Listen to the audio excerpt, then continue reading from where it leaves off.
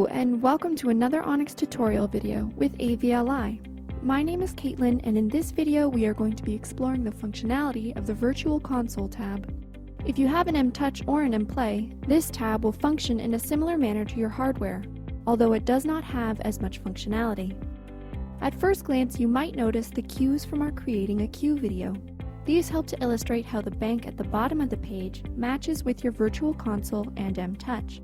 And on the left here, you can see where you can map cues to your M-Play. The faders available on your M-Touch console correspond with spaces 1 to 10, as you can see with all of these colorful cues and how they match.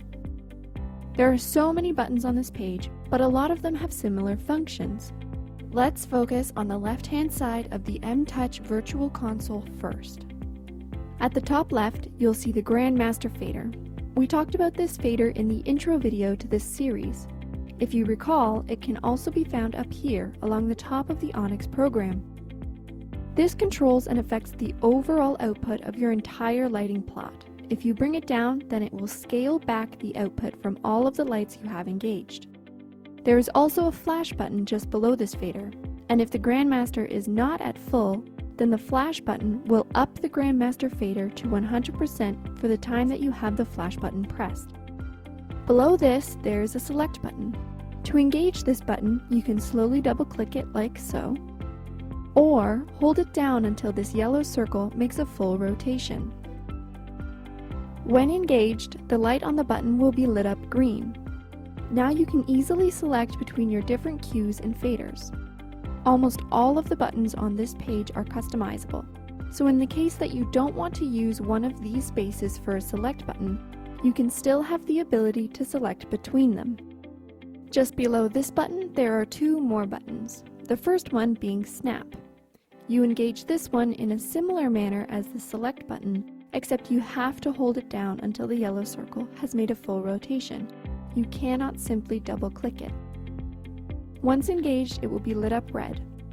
This one allows you to very quickly engage your cues. If I press go for this cue here, you can see how it takes its time to engage. But now if we engage Snap and select go again, you can see that the cue very quickly engages. The release button is the other one here, and it also needs to be held down to engage. Once engaged, it will be lit up red. Now, pressing the go button at the top of each fader will release the cue instead of engaging it. You can also release the cues by selecting them along the bottom of the tab here while you have the release button selected. Next is the pause and back button.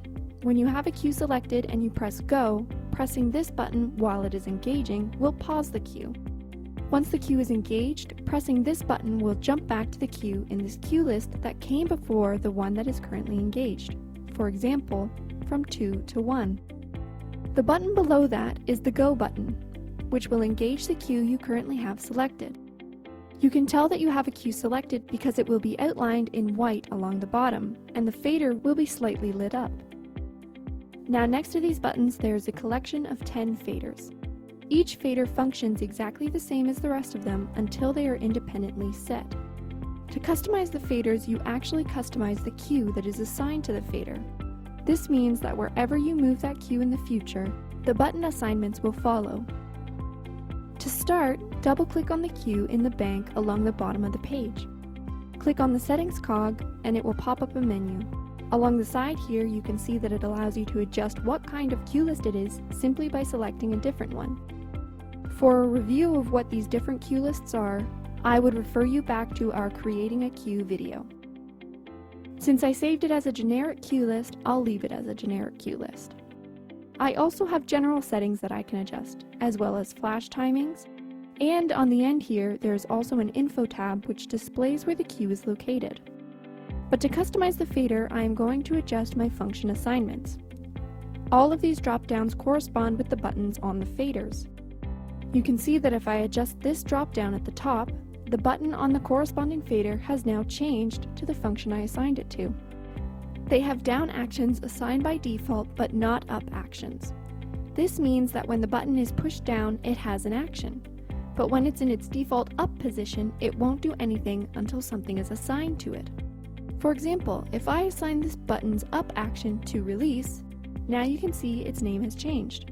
When I hold down the Go button, the cue engages, but as soon as I let it go, it releases.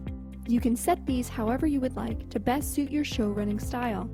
From this tab, you can also change your fader from LTP to HTP, which is something we discussed in our earlier video, creating a cue. If you want a reminder on what HTP and LTP mean, then you can revisit that video.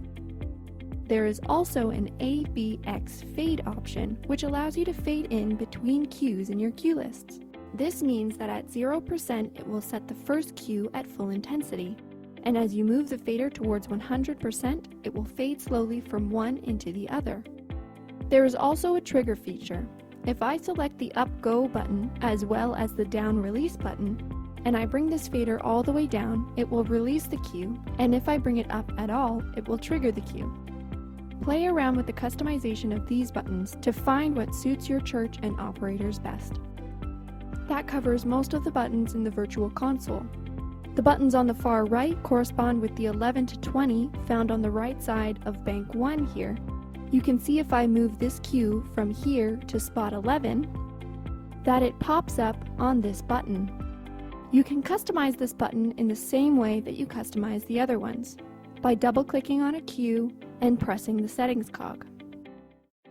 The settings cog to the right of this will adjust how zoomed in or zoomed out the virtual console will be. And below this, you can cycle through your banks of cues. On the right side here, it will display what bank you are currently on. On the left side of the screen, you may be wondering what all of this is. In order to move stuff to this side, which is what maps to an M-Play as opposed to an M-Touch, we need to take a sneak peek at what the next video in this series is about. We need to add a new tab to our sidebar. We will be going over how to do this in more depth in the next video, but just briefly, I'm going to go up and unlock my workspace, open my ONYX menu, and go to my sidebar. I am going to select the blank space where I want to add to my sidebar, number 9. Now I am going to add a view, the NX Play M-Play status view, which is found in the Windows section. Simply selecting it will import it to the blank tab space I had selected. I can lock my workspace now and return to my virtual console and switch to the NX Play M-Play status tab. Now I can use the move command to move cues to any of these open spaces, and that will map them to the M-Play, as you can see here. This adds that many more cues that you can have control over, and all of the functions for these buttons and faders are customizable in the same way that the others are. Mapping cues to these virtual consoles is as simple as that. This workspace is customizable and functions more closely to a traditional lighting console than any other view in ONYX. That should be all you need to know about the Virtual Console tab. Look to our later videos for instruction on some other key functions of ONYX and to learn how to customize your workspace.